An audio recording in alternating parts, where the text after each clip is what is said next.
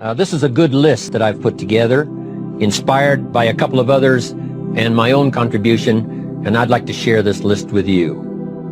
First, learning the power of purpose. A person who has purpose in their life, they have something to go for, some meaning.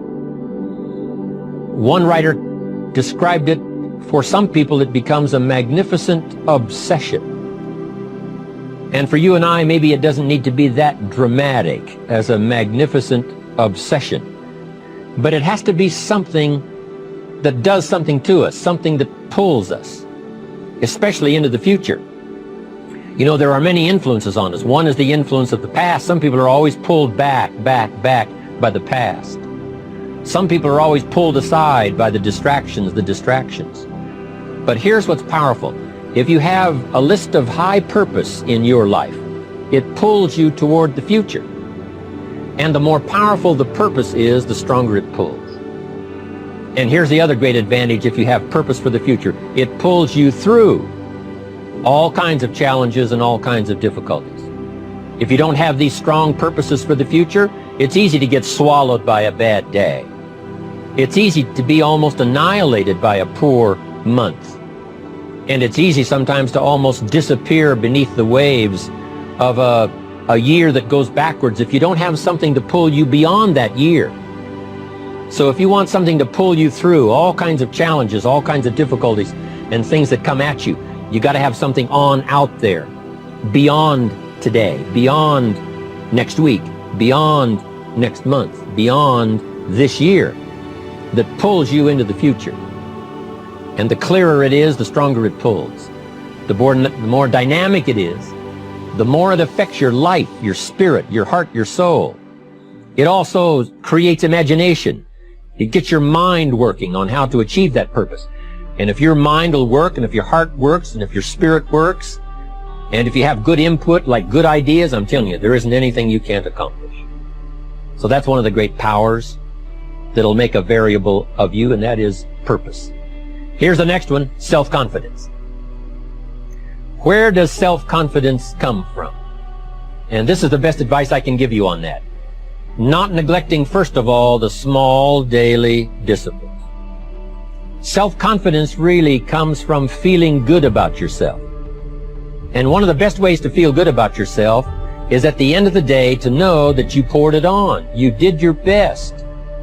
If you conducted a meeting, you did the best you could. If you made a phone call, it was the best phone call you could possibly make. If you wrote a letter, it wasn't a casual letter, it was your best letter.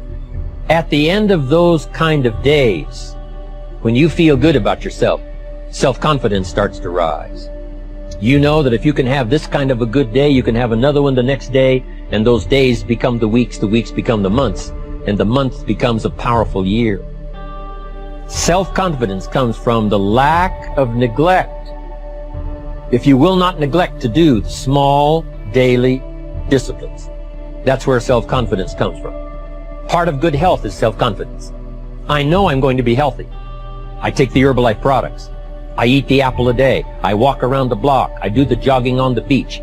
At the end of the day, when you've really poured it on and you've done all the stuff, self-confidence grows. That self-confidence affects your health. It affects your future. It affects your psyche. So this is true. One of the great powers is self-confidence. Self-confidence means willingness to do whatever it takes to achieve. Some people say, well, I'll do it for a little while and see what happens. You know, I'll try a couple of things. If that doesn't work, I'm out of here. And all of us know that that kind of person doesn't have much of a future. But if you're willing to do whatever it takes, if I have to learn a couple of things, I will learn those things. If I got to learn 5 or 6 things, I'll learn all 6. If I have to take an extra class, I'll take an extra class. If I've got to read the books, I'll read the books. If I have to consult with people who know more than I know, I will do the necessary consulting. Whatever it takes, I will do. That starts to develop unbelievable self-confidence. Self-confidence also comes from the ability to rise above your circumstances. To rise above what happens, the petty little things, the discouraging things that would sink everyone else's ship except yours, that would cause someone else to quit early in the day, but you keep going. that kind of willingness to overcome all circumstances, whether it's the little challenges or the big challenges. If you're willing to do that, I promise you, this kind of power will work for you, and in you, the variable, it'll make a difference. The third on the list I had was enthusiasm. And here's what I wrote about enthusiasm. Enthusiasm that's powerful is mostly enthusiasm that is enthusiasm inside, 90%, 10% outside. We all know what the enthusiasm is like when somebody lets us see their enthusiasm, which is like the 90%, and only 10% of it is inside. But the enthusiasm that really affects people is not just being loud, but the enthusiasm that runs deep, the enthusiasm that comes from deep inside, created by self-confidence, created by purpose, created by genuine willingness to help other people.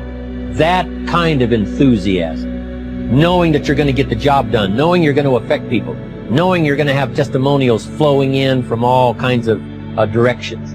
That kind of enthusiasm. A lot of it is quiet. A lot of it is unheard.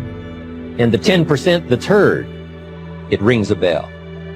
People call it genuine enthusiasm because they know that what you say in the outward display of your enthusiasm is only a small tip of the iceberg of the enthusiasm you feel inside that really motivates you to do the best job you can. Next on my list to help you become the powerful variable is expertise. Wanting to excel in all of the skills and settling for nothing less than an outstanding performance. If you're willing to be the best in your field, if you're willing to demand of yourself excellence in skills, to be the best that you can possibly be. In the training, do the best you possibly can. In doing a workshop, do the best you possibly can. Developing the skills of using your personality, developing the skills of language, developing the skills of influence, developing the skills of organizing. If you're willing to be an expert in all of the skills, Herbalife has the way for you to invest those skills and not only make a handsome living, not only make a lot of money, but if you would so desire and if it would be your purpose, a chance to make your fortune.